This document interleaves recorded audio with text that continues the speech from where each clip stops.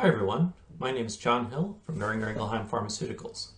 I'll be presenting on the topic of grid-constrained dimensionality reduction, applied to single-cell RNA sequencing.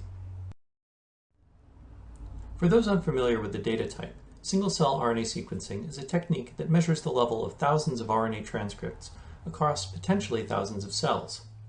Because of the high dimensionality of the data, it is very common to apply dimensionality reduction techniques, such as t-SNE and UMAP, to the output, and then to view the results as a two-dimensional scatter plot.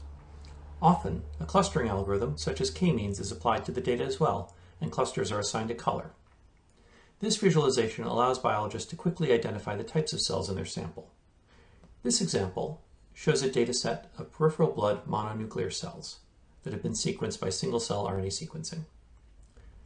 Unfortunately, as a visualization, it has a few liabilities.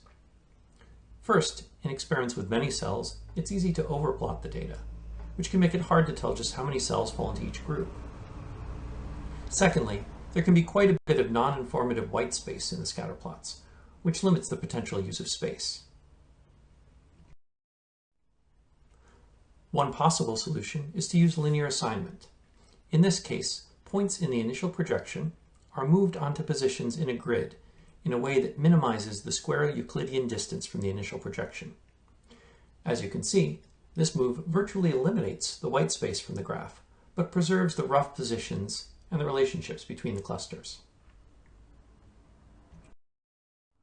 The impact of this remapping is more apparent when the visualization is switched from a scatter plot to a pixel-based grid, as shown here. This highlights some important features of the new view. The area is now proportional to the number of cells in each cluster. There is no overplotting. Each cell is assigned its own pixel. There's little wasted space. The image can be shrunk and remain quite readable. Finally, the data can be represented efficiently as a simple two-dimensional matrix, just as you could for a photograph. There are some trade-offs. Most notably, there can be distortion of some of the cluster shapes, and there can be a loss of information if the global distance between the clusters is meaningful. This is true for some dimensionality reduction techniques, but not for all. This view can also serve as the starting point for future refinement.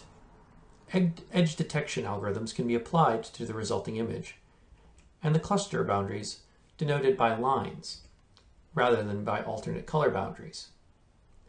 This allows the color channel to be separated from the cluster membership.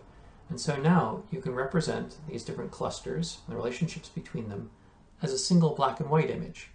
Or you can retain color and now use the color channels to represent other things, such as expression of a specific gene. Something else interesting you can try with this is that although the linear assignment was initially applied to remap to a grid, it can also be performed with any new shape, if the intention is artistic rather than faithful representation.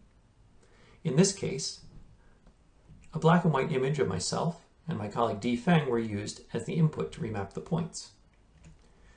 This could be helpful if you wanted to have a lab that works with single-cell data come up with a handy logo to represent their work. For future research, there are a number of opportunities.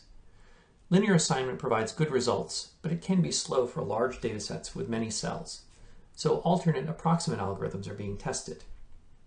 In the example to the right, a physics-based measure is used which represents each collection of cells as a small circle in two-dimensional space that interacts with neighboring circles.